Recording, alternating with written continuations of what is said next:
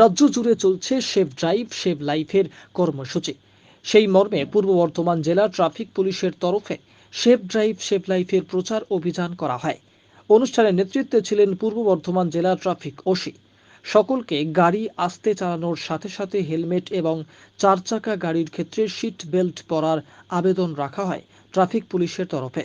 এদিন একটি পথনাটিকা করা হয়। পথনাটিকায় দুইজন সম্প্রতি দুর্ঘটনাগ্রস্ত ব্যক্তিরা তাদের অভিজ্ঞতার কথা তুলে ধরেন। ঠিক আছে, আমি মর্মান্তিক ঘটনা শুনে শুনো। আশা করি তুমি আগামী কাল থেকে আসবে এবং বাইক চালাবে তোমার হেলমেটটা পড়বে। তুমি হেলমেট পরানো পড়বে। আরেকটু এগিয়ে সময় হেলমেটে গাড়ি চালিয়ে আসছিলাম দিয়ে, তো হঠাৎ করে আমার অ্যাক্সিডেন্ট হয়।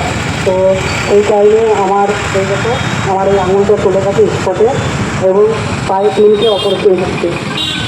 তো দেখো হেলমেটটা পরে যাবেন, আপনিও সুস্থ থাকবেন, আপনার ফ্যামিলি আছে, বাচ্চা আছে, তো আপনিও ওনারাও সুস্থ থাকবে, ভালো থাকবে। আপনি সাবধানে যাবেন, সাবধানে গাড়ি চালাবেন, আর অবশ্যই হেলমেটটা পরবেন,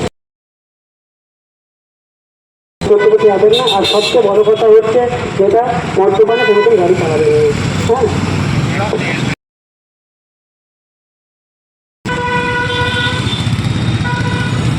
হ্যাঁ, গিরিধারী ভাই একটা শোনালো। আশা করি এই ভাই আজকের থেকে হেলমেটটা উনি বলছেন খুব ভালো। আপনাদের যে প্র্যাকটিক্যাল যে ছেলেটি বললো এরকম দেখেছে। গাড়ি নিয়ে আসছিলাম বিরাটা দিকে, হঠাৎ একটা রঙতে টোটো রুকে যায়। সেই সময় আমার অ্যাক্সিডেন্ট হয় টোটোর সঙ্গে সামনাসামনি। আমি উল্টে পড়ে যাই, সেই সময় আমার পাটা ভেঙে যায়। আমাকে বর্ধমান বিহারা ট্রাফিক পুলিশ স্যাররা আমাকে বর্ধমান মেডিকেল কলেজে ভর্তি করে এবং আমাকে যথাযথ সাহায্য করে। তাদের কাছে আমি সারা জীবন কৃতজ্ঞ। তার জন্য আমি আপনাদের কাছে একটাই অনুরোধ করবো, বিনা হেলমেটে গাড়ি চালাবেন না, কানে হেডফোন নিয়ে গাড়ি চালাবেন না এবং তিনটে লোড নিয়ে গাড়ি চালাবেন না এবং মদ্যপান অবস্থায় গাড়ি চালাবেন না। গান্ধী ইসরায়েল এই যে উইদাউট হেলমেটে যিনি হেলমেটে যাওয়ার ফলে ওনার পা ভেঙে গিয়েছিল। 3 মাস উনি বাড়িতে ছিলেন। আমরা কলেজেও ভর্তি করেছি, ওনার বাড়িতেও আমরা খবর নিয়েছি। ওই কাজীকে নিয়ে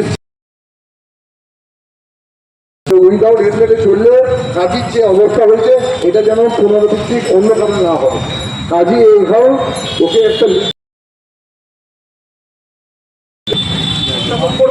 কিরম লাগলো? হ্যাঁ, কি আছে